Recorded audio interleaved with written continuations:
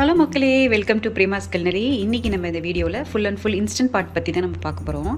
Instant பாட் வந்து எப்படி நம்ம வந்து க்ளீன் பண்ணுறது, எப்படி மெயின்டைன் பண்ணுறது, ரெண்டாவது வந்து புதுசாக ஒரு இன்ஸ்டன்ட் பாட் வாங்கும்போது அதை எப்படி நம்ம வந்து யூஸ் பண்ண ஆரம்பிக்கிறது, அண்ட் வந்து எப்படி வந்து அதை ஃபுட்டு வந்து அதில் பேர்ன் ஆகாமல் பார்த்துக்கிறது. ஸோ இந்த மாதிரி வந்து நிறையா வந்து இன்ஃபர்மேஷன்லாம் பார்க்க போகிறோம். ஸோ ஃபுல் அண்ட் ஃபுல் வந்து இன்றைக்கி நம்ம இன்ஸ்டன்ட் பாட் பற்றி தான் பார்க்க போகிறோம். ஸோ ஸ்டார்ட் பண்ணுறதுக்கு முன்னாடி என்னோட இன்ஸ்டன்ட் பாட் பற்றி நான் கொஞ்சம் சொல்கிறேன். ஸோ என்னோடய இன்ஸ்டன்ட் பாட் பார்த்திங்கன்னா வந்து இது வந்து இன்ஸ்டன்ட் பாட் வந்து டியோ ப்ளஸ் அப்படிங்கிற இன்ஸ்டன்ட் பாட் மாடல் இது. ஸோ இதில் வந்து பார்த்திங்கன்னா ஒரு 6 வாட் அப்படிங்கிற ஒரு கெப்பாசிட்டி, அதுக்கப்புறம் பவர் வந்து 1000 வாட்ஸ்.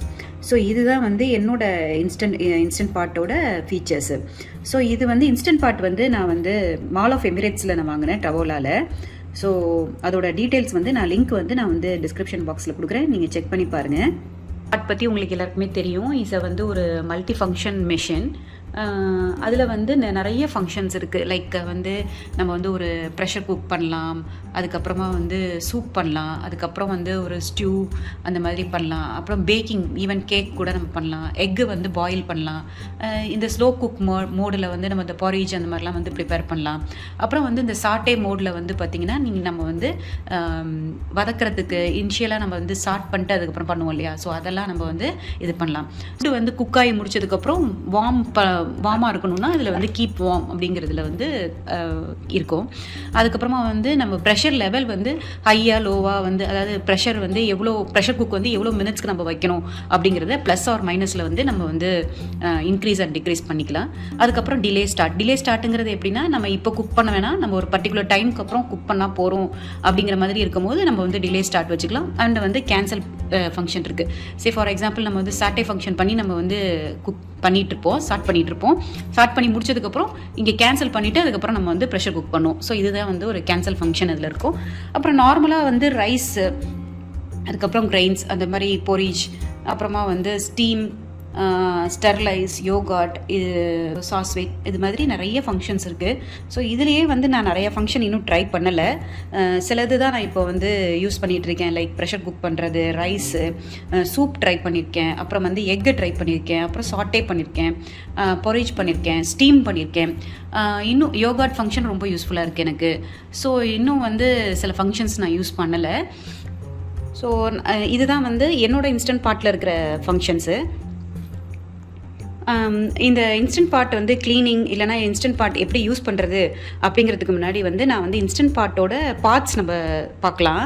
ஏன்னா வந்து அந்த டெக்னிக்கல் டேர்ம்ஸ் வந்து நமக்கு அதை அண்டர்ஸ்டாண்ட் பண்ணிக்கிட்டோன்னா தான் இது எப்படி க்ளீன் பண்ணுறது, நம்ம எப்படி யூஸ் பண்ணுறது அப்படிங்கிறது நமக்கு புரிய வரும்.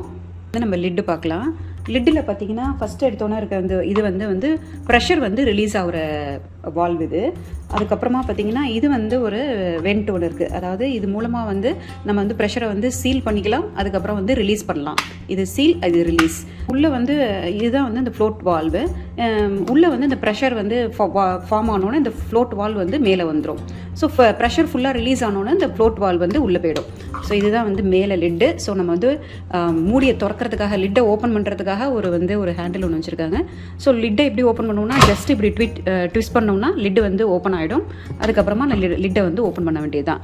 ஸோ லிட்டுக்குள்ளார எப்போவுமே வந்து இன்ஸ்டன்ட் பாட்டுக்குள்ளார ஒரு வெசல் ஒன்று இருக்கும், அது ஸ்டெயின்லெஸ் ஸ்டீல் வெசல். அதுக்குள்ளார பார்த்திங்கன்னா இங்கே வந்து ஒரு ஹீட்டிங் எலிமெண்ட் ஒன்று இருக்கும். ஸோ இதெல்லாம் நம்ம வந்து க்ளீன் பண்ண போகிறோம். ஸோ க்ளீன் பண்ணுறது நம்ம எப்படி க்ளீன் பண்ணலாங்கிறத பார்க்கலாம். ஸோ இன்ஸ்டன்ட் பாட்டை வந்து நம்ம லிட்டை ஓப்பன் பண்ணணும்னா சைடில் வந்து நம்ம லிட்டை வந்து கீழே வைக்காமல் சைட்லேயே நம்ம வந்து இந்த ஹேண்டில்லையே நம்ம அதில் வந்து ஃபிக்ஸ் பண்ணிடலாம். ஸோ இது ஒரு அட்டாச்மெண்ட் ஒன்று இருக்குது. ஸோ இதிலே வந்து ஃபிக்ஸ் பண்ணிக்கலாம். ஸோ இதுதான் வந்து இன்ஸ்டன்ட் பாட்டோட அதோட பார்ட்ஸ், அதோட ஃபங்க்ஷன்ஸ் அண்ட் வந்து லிட்டு, இதெல்லாம் நம்ம இப்போ பார்த்தோம்.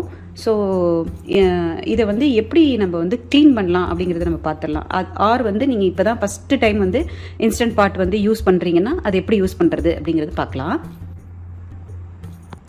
ஸோ இன்ஸ்டன்ட் பாட்டில் வந்து உள்ளே இருக்கிற வெசலில் பார்த்திங்கன்னா உள்ளே ஒரு நம்ம சாதம் இதெல்லாம் பண்ணி நம்ம வந்து உள்ளே ஒரு கோட்டிங் மாதிரி இருக்கும். ஸோ இது அதுக்கப்புறமா நம்ம உள்ளே வச்சு பார்த்திங்கன்னா பேக் சைட்லேயும் இந்த மாதிரி ஒரு டேன் இருக்கும். ஸோ இது அதுக்கப்புறமா வந்து இன்ஸ்டன்ட் பாட்டுக்குள்ளே வந்து இந்த இடத்துல ஒரு ப்ரௌனிஷாக ஒரு இது வந்து கலெக்ட் ஆக ஆரம்பிச்சிடும். இந்த ஸ்டார்ச் எல்லாம் உள்ளே பட்டு இந்த மாதிரி ஒரு ப்ரௌனிஷாக ஒரு இது வர ஆரம்பிச்சிடும். ஸோ இதெல்லாம் நம்ம க்ளீன் பண்ணணும். அதுக்கப்புறமா பார்த்திங்கன்னா இன்ஸ்டன்ட் பாட்டோட இந்த வால்வு இருக்குது இல்லையா, ஸோ இந்த வால்வெல்லாம் நம்ம ஈஸியாக கலட்டிடலாம். ஸோ இந்த வால்வு இதெல்லாமே நம்ம வந்து கலட்டி நம்ம க்ளீன் பண்ண போகிறோம். இந்த சிலிக்கானோட டியூப் இருக்கு இல்லையா, ஸோ இதையும் வந்து நம்ம வந்து கலட்டிடலாம். நான் இப்போ இதெல்லாம் கலட்டிடுறேன். அதுவும் கழட்டிடலாம். ஸோ இந்த வால்வு இந்த ப்ரெஷர் ரிலீஸ் ஆகும் இல்லையா, ஸோ இந்த வால்வையும் நம்ம கழட்டிடலாம். ஸோ இந்த வால்வில் பாருங்கள் உள்ள எவ்வளோ ஒரு இது இருக்குன்னு சேர்ந்துருக்குன்னு. ஸோ இதெல்லாம் நம்ம வந்து கழட்டி தான் நம்ம க்ளீன் பண்ணி ஆகணும். ஸோ இந்த சிலிக்கானையும் நம்ம வந்து ஈஸியாக கழட்டிடலாம். அதாவது இங்கே இதை சிலிக்கானை கழட்டிட்டோன்னா பின்னாடி இருக்கிற இந்த வால்வையும் நம்ம கழட்டிடலாம். ஸோ இதெல்லாம் நான் எல்லாமே கழட்டி எடுத்துட்டேன். நல்லா ஒரு ஒயிட் பவுல் எடுத்துக்கோங்க. அதில் வந்து தண்ணி நல்லா ஊற்றி தண்ணியை நல்லா பாயில் பண்ணிக்கிங்க. அதுக்கப்புறமா கொஞ்சமாக பேக்கிங் சோடா, லைக் வந்து 1 டீஸ்பூன் போல் பேக்கிங் சோடா போட்டுக்கோங்க. அதுக்கப்புறமா டிஷ்வாஷ் லிக்விட், எந்த டிஷ்வாஷ் லிக்விடாக இருந்தாலும் பரவாயில்ல. அப்புறமா டிஷ்வாஷ் லிக்விட் லைக் ஒரு 1 டீஸ்பூன் போல் டிஷ்வாஷ் லிக்விட் போட்டுருங்க. ஸ்டவ் ஆஃப் பண்ணிவிடுங்க. ஸ்டவ் ஆஃப் பண்ணிவிட்டு மிக்ஸ் பண்ணி விட்டுருங்க. அதுக்கப்புறமா நான் வந்து அந்த சிலிக்கான் டியூப்பை நான் இதுக்குள்ளார போடுறேன். அதுக்கப்புறமா இந்த வால்வெல்லாம் நான் இதில் போட்டுடுறேன். ஸோ இந்த வால்வெல்லாம் நான் அதில் போட்டுடுறேன். அதுக்கப்புறமா இதெல்லாம் பார்த்தீங்கன்னா வந்து ப்ரெஷர் குக்கரோட விசிலு. ஸோ இதையும் நீங்கள் நான் அதை சேர்த்து க்ளீன் பண்ணுறதுனால நான் இதையும் நான் அதில் போட்டுடுறேன். ஸோ இதிலலாம் பாருங்கள் இந்த ப்ரெஷர் குக்கரோட வால்ஸ்லாம் எவ்வளோ அழுக்கு இருக்குன்னு. ஸோ வந்து எல்லா டியூப்பு எல்லா வெண்ட்டு எல்லாமே நான் வந்து இதுக்குள்ளே போட்டேன். இப்படியே இருக்கட்டும். ஒரு 5 மினிட்ஸ் பார்த்தீங்கன்னா நீங்கள் அதை அப்படியே டிஸ்டர்ப் பண்ணாதீங்க. அதை அப்படியே விட்டுருங்க. அது அப்படியே கொஞ்சம் நேரம் ஊறட்டும். ஊறினாலே தானாகவே வந்து அந்த ஸ்டெயின் எல்லாம் ரிமூவ் ஆகிடும். ஸோ நம்ம இன்ஸ்டன்ட் பாட்டில் வந்து உள்ளே வந்து தண்ணி ஊற்றி க்ளீன் பண்ணக்கூடாது. ஸோ அதனால் நம்ம வந்து இந்த உள் பாட்டை எப்படி க்ளீன் பண்ணலான்னு பார்க்கலாம். ஸோ க்ளீன் பண்ணுறதுக்கு முன்னாடி பார்த்தீங்கன்னா நீங்கள் அன்ப்ளக் பண்ணிவிடுங்க. அது வந்து ப்ளக்இன் பண்ணியிருந்தீங்கன்னா அது ஃபஸ்ட்டு வந்து அன்ப்ளக் பண்ணிவிட்டு அதுக்கப்புறம் நம்ம க்ளீன் பண்ண ஆரம்பிப்போம். ஸோ வந்து இதுக்குள்ளே தண்ணி விட்டு நம்ம க்ளீன் பண்ணக்கூடாது. அதாவது இது உள் வழியாக தண்ணி வந்து உள்ளே போயிடும். ஸோ அதனால் தண்ணி மேல் லேயரை மட்டும்தான் நம்ம க்ளீன் பண்ணலாம். ஸோ நான் இப்போ என்ன பண்ணுறேன்னா, நம்ம வந்து ஹாட் வாட்டர் நமக்கு பாயில் பண்ணியிருக்கோம் இல்லையா, ஸோ அதனால் ப்ரெஷ்ஷை டச் பண்ணி லைட்டாக இந்த இடத்துல தேய்ச்சிங்கன்னா, அந்த லிக்விடை வந்து இதில் தேய்ச்சிங்கனாலே அந்த அழுக்கெல்லாம் நம்ம வெளியில் வந்துடும். ஸோ அதை எப்படி பண்ணுறதுன்னு நான் காமிக்கிறேன். ஆல்ரெடி நம்ம சோக் பண்ணி வச்சுருக்கோம்ல, ஸோ அந்த லிக்விடை லைட்டாக டச் பண்ணிக்கிங்க. ரொம்ப தண்ணி வேண்டாம், லைட்டாக டச் பண்ணிவிட்டு அந்த தண்ணியை எடுத்துருங்க. தண்ணி ரொம்ப இல்லாமல் லைட்டாக அந்த ப்ரெஷ்ஷை வச்சே எந்த இடத்துல அழுக்காக இருக்கோ அந்த இடத்துல தேய்ச்சிருங்க. தேய்ச்சிங்கனாலே ஓரளவு நல்ல ஃபோம் வரும். நல்லா அந்த லிக்விட் வந்து எல்லா இடத்துலையும் படுற மாதிரி நல்லா தேய்ச்சி விட்ருங்க. தேய்ச்சி விட்டு ஒரு 5 மினிட்ஸ் அப்படியே விட்டிங்கன்னா அதுக்கப்புறம் நம்ம அதை வந்து வைப் பண்ணி எடுத்துடலாம்.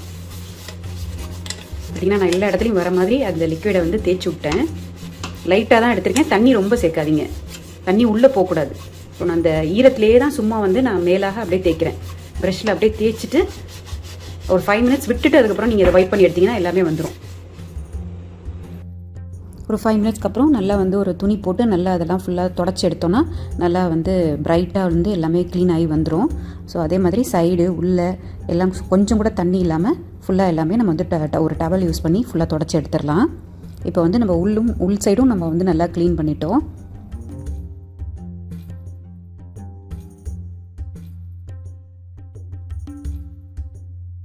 சேம் அதே மாதிரியே நம்ம வந்து அந்த ப்ரஷ்ஷாலேயே வந்து பார்த்திங்கன்னா அந்த சைடு எல்லாமும் நம்ம வந்து க்ளீன் பண்ணி எடுத்துடலாம்.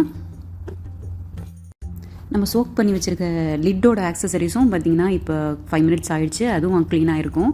ஸோ நம்ம இப்போ அந்த வெண்டெல்லாம் எடுத்து பார்த்துடலாம். தண்ணி சூடாக இருக்கும், அதனால் ஒரு டாங் யூஸ் பண்ணி எடுங்க எப்போதுமே. பார்த்திங்கன்னா எவ்வளோ க்ளீனாக இருக்குது பாருங்கள். ஸோ முன்னாடி எப்படி இருந்தது, நம்ம இப்போ வந்து சோக் பண்ணி வச்சோன்னே நம்ம எதுவுமே ப்ரஷ்ஷெல்லாம் போட்டு க்ளீன் பண்ணல, ஜஸ்ட்டு சோக் தான் பண்ணி வச்சோம். சோக் பண்ணோன்னே அது வந்து க்ளீன் ஆகிடுச்சு.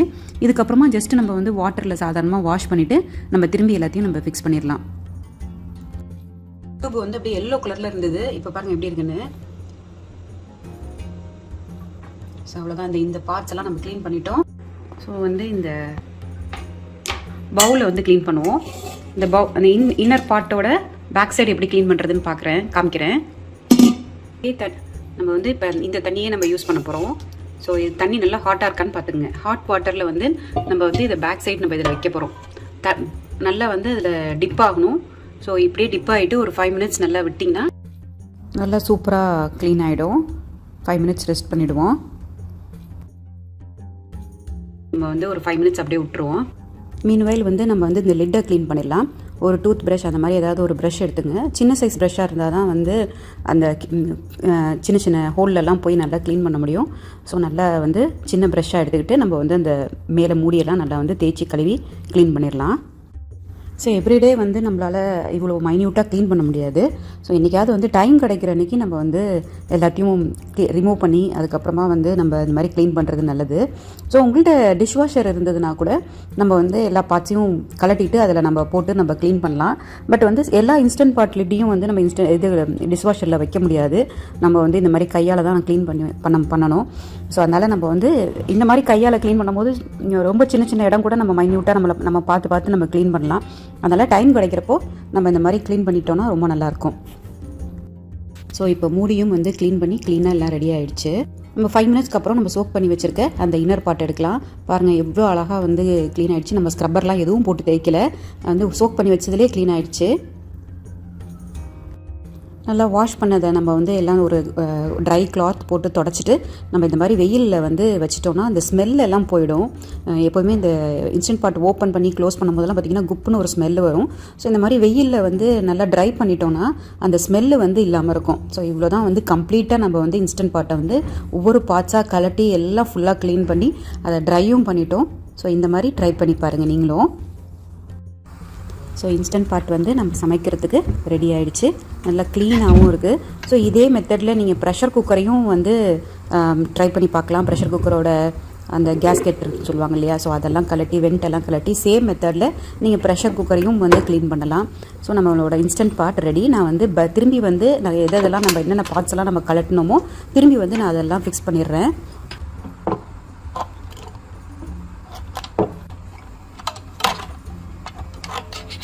ஸோ இந்த வெண்டெல்லாம் பாருங்கள் பார்க்குறதுக்கே புதுசு மாதிரி எல்லாமே பளிச்சுன்னு ரெடி ஆகிடுச்சு. ஸோ இந்த மாதிரி இன்ஸ்டன்ட் பாட் வந்து க்ளீனிங் மெத்தட் நீங்களும் ட்ரை பண்ணுங்கள். அதுக்கப்புறமா இன்ஸ்டன்ட் பாட் பற்றி நிறைய கொஷின்ஸ் வந்து கேட்டிருந்தாங்க. ஸோ அதாவது எந்த இன்ஸ்டன்ட் பாட் வாங்குறது, அதுக்கப்புறமா வந்து இன்ஸ்டன்ட் பாட் வாங்குறது ஒர்த்தா, அந்த மாதிரி நிறைய கொஷின்ஸ் கேட்டிருந்தாங்க.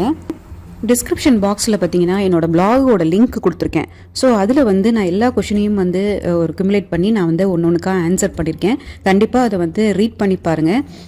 அதுக்கப்புறமா வந்து அந்த ஃபுட்டு வந்து பேர்ன் ஆகாமல் இருக்கிறதுக்கு அந்த ஃபுட் பேர்ன் மெசேஜ் வந்துச்சுன்னா நம்ம எப்படி கண்ட்ரோல் பண்ணணும், ஸோ அதெல்லாம் ஒன்று குக்கிங் மெத்தடு, அதுக்கப்புறம் நிறைய இன்ஸ்டன்ட் பாட் ரெசிபீஸ், அதுக்கப்புறமா வந்து ரைஸ் இதெல்லாம் வந்து இன்ஸ்டன்ட் பாட்டில் எப்படி குக் பண்ணுறது எல்லாமே ஒவ்வொரு லிங்க்கும் வந்து கொடுத்து வந்து இந்த பிளாகில் வந்து நல்லா டீட்டெயிலாக அந்த இன்ஸ்டன்ட் பாட் பற்றி நான் எழுதியிருக்கேன். ஸோ அதெல்லாம் கண்டிப்பாக படித்து பாருங்கள், உங்களுக்கு யூஸ்ஃபுல்லாக இருக்கும்.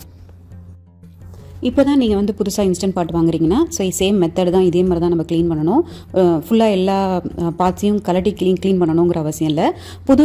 புது பாட்டாக இருந்ததுன்னா அதை வந்து நீங்கள் வந்து ஜஸ்ட் வந்து ஒரு வினிகரும் தண்ணியும் சேர்த்துட்டு நீங்கள் வந்து ஸ்டீமிங் மெத்தடில் ஒரு 2 மினிட்ஸ் ஸ்டீம் பண்ணிவிட்டு அதுக்கப்புறமா அந்த தண்ணியெல்லாம் த்ரோ பண்ணிவிட்டு நீங்கள் எப்போதும் போல் நீங்கள் வந்து இன்ஸ்டன்ட் பாட்டை யூஸ் பண்ண ஆரம்பிக்கலாம். இனிஷியலி வந்து எக்கு பாயில் பண்ணுறது, அதுக்கப்புறமா சூப் ப்ரிப்பேர் பண்ணுறது, அந்த மாதிரி ஸ்லோவாக வந்து சின்ன சின்ன ஐட்டம்ஸாக ட்ரை பண்ணி பாருங்கள், ஈஸி ஃபங்க்ஷன்ஸாக ட்ரை பண்ணி பாருங்கள். அதுக்கப்புறமா வந்து ஃபுல்லி குக் பண்ண ஆரம்பிக்கலாம். ஸோ நான் இதெல்லாமே வந்து நான் டீட்டெயிலாக பிளாகில் கொடுத்துருக்கேன். கண்டிப்பாக அதை வந்து ஃபுல்லாக ரீட் பண்ணி பாருங்கள். தேங்க்யூ. ஸோ இந்த வீடியோ உங்களுக்கு யூஸ்ஃபுல்லாக இருக்கும்னு நினைக்கிறேன். ஸோ இந்த வீடியோ யூஸ்ஃபுல்லாக இருந்ததுன்னா லைக் பண்ணுங்கள், ஷேர் பண்ணுங்கள், கமெண்ட் பண்ணுங்கள். அதுக்கப்புறம் சேனல் சப்ஸ்கிரைப் பண்ணுங்கள், இன்ஸ்டாகிராமில் ஃபாலோ பண்ணுங்கள். இன்னும் நிறைய இன்ட்ரெஸ்டிங்கான வீடியோஸோடு உங்களை நான் சந்திக்கிறேன். Until then bye from Premalatha Aravindan. By.